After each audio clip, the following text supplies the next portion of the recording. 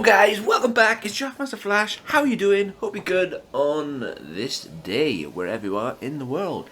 5 red lights, we're away. We are doing something silly at Monaco. It is a wet setup. It is a wet race around Monaco. And whoa. Monaco ramps up to an whole nother level in the wet. You have to be so careful in the dry, let alone in the wet. One piece of advice I can give you is take your time.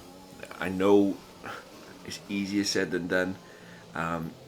You just have to be so gentle on the throttle.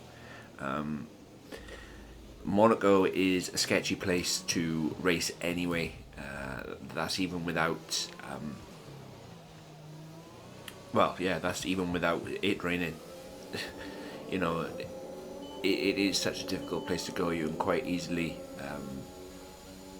spin the wheels up and just throw yourself into a wall.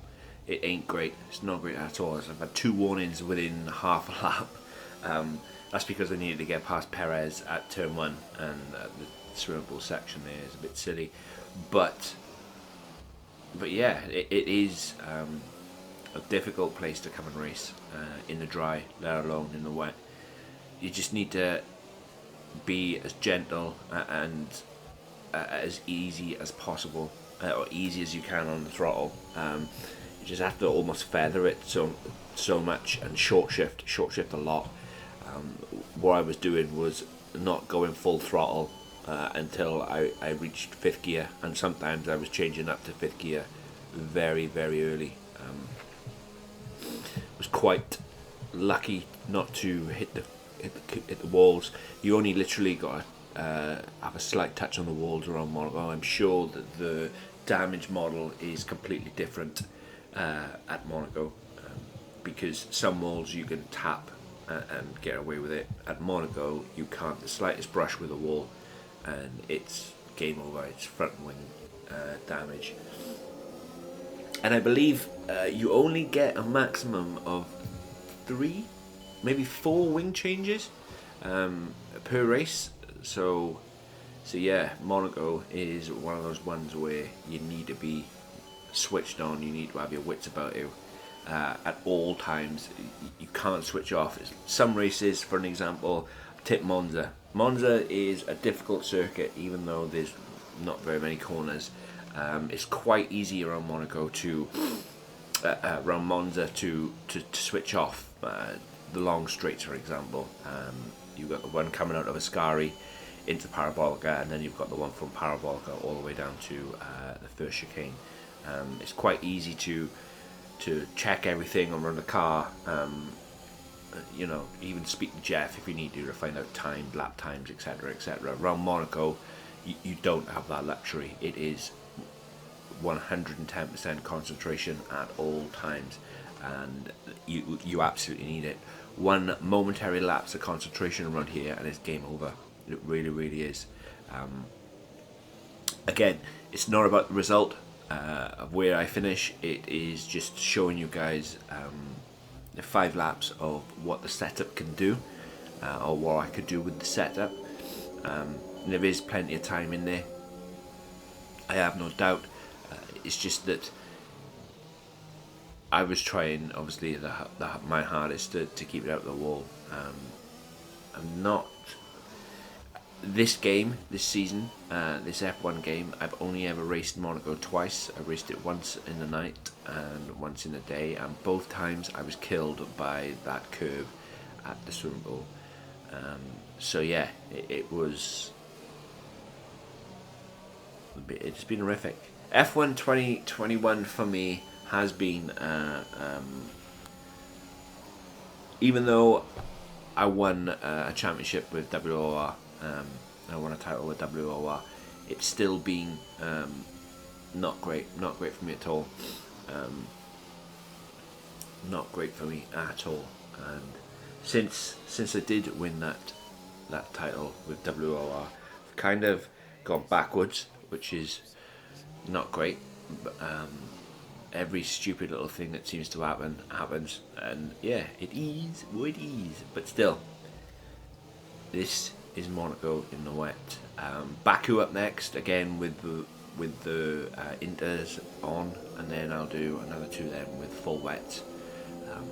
But yeah, obviously, as always, the setup is a guide. The setup needs to be tweaked to match your driving style. It's at the end of the video. Hope it helps you. I really do. Would love to hear if you've used it. 1.3 seconds up. And that's the thing about wet weather racing. It's having the confidence to push that little bit harder, that little bit faster. Going into the set 3, I was 1.3 up. A little wiggle. But yeah, I was 1.5 seconds up in the end on my best time. So, and again, it proves how much pace is in the setup. It's just having the confidence to actually send it.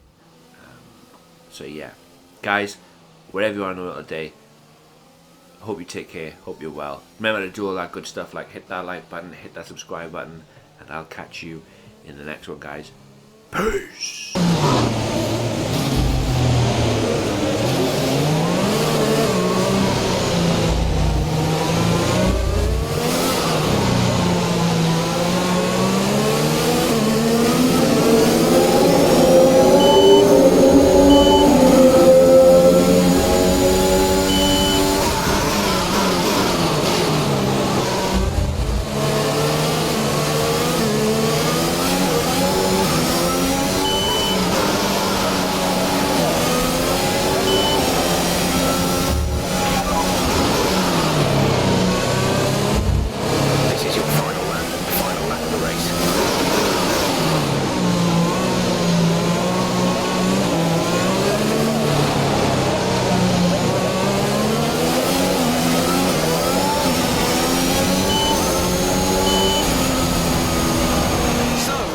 Fantastic victory for the Silver Arrows.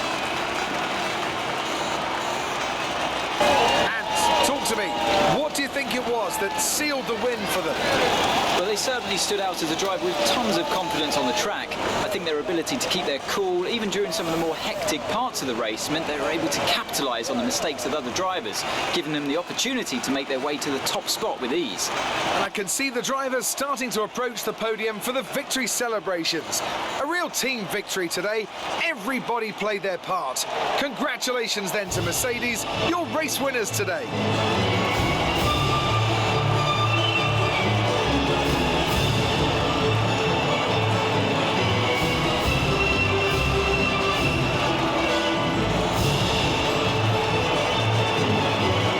Today's performance, Valtteri Bottas secures the championship lead. Some amazing talent out on the track today.